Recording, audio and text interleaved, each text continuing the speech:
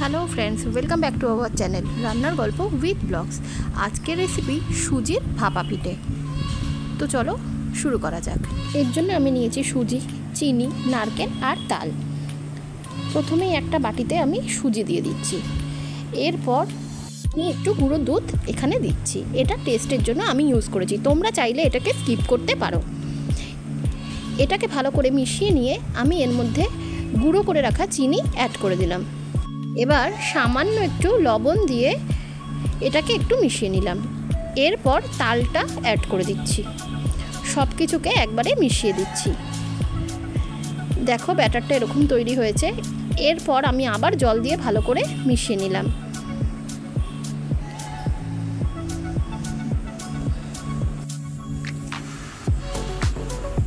একটু পাতলা হয়ে গেলে ব্যাটারটা আমি কিছুক্ষণের জন্য ঢাকা দিয়ে রাখছি। কিছুক্ষণ রাখার পর আবার ব্যাটারটা মধ্যে আমি একটু লিকুইড দুধ অ্যাড করে দিচ্ছি। এছাড়া বেকিং পাউডার আর বেকিং সোডাও আমি অ্যাড করে ভালো করে মিশিয়ে দিচ্ছি। এখানে আমি বেকিং পাউডার আর বেকিং সোডাটা দেখাতে ভুলে গেছি, তোমরা এটা একটু অ্যাড করে নিও। ব্যাটারটা রেডি করে আমি রেখে দিয়েছি। এবার আমি পুরের জন্য নারকেল দিয়ে দিচ্ছি। নারকেল কড়াইয়ের মধ্যে দিয়ে তার মধ্যে গুড় দিয়ে ভালো করে একটু নাড়াচাড়া করে পুর বানিয়ে নিলাম। এবার চারটে একই রকমের বাটি নিয়ে নিয়েছি। এর মধ্যে একটু অয়েল ব্রাশ করে এর মধ্যে আমি ওই ব্যাটারটা ঢেলে দিচ্ছি। পুরো বাটিতে ব্যাটারটা ভরলে হবে না, অল্প অল্প করে ঢেলে মাঝখানে পুর দিতে হবে। এর জন্য প্রত্যেকটা বাটিতেই আমি অল্প করে ব্যাটার দিয়ে নিলাম প্রথমে।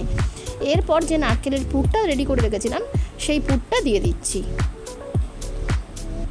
বন্ধুরা, এই রেসিপিটা একবার বাড়িতে ট্রাই করো, আমি কথা দিচ্ছি তোমাদের ভীষণ পছন্দ হবে।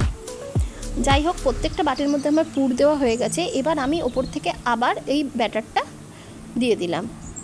এর জন্য কি হলো, ব্যাটারটা দুই দিকে থাকলো আর মাঝখানে পুরটা থাকলো।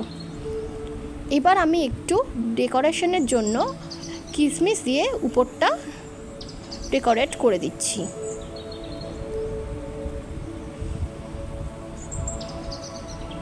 দেখো প্রত্যেকটা বাটি আমার একদম রেডি। এবার এটাকে ভাপানোর পালা। এর জন্য আমি প্রথমেই একটা পাত্রের মধ্যে জল গরম বসিয়ে দিয়েছিলাম। তার মধ্যে একটি ছাঁচ বসিয়ে সেটাকে গরম করার জন্য দিয়ে দিচ্ছি। কিছুটা গরম হয়ে গেলে আমি ওই ছাঁচের মধ্যে বাটিগুলো রেখে দিচ্ছি, দিয়ে আবারও ঢাকা দিয়ে দিচ্ছি। যেভাবে কেক তৈরি করি ঠিক সেইভাবেই আমরা এটাও রেডি করছি।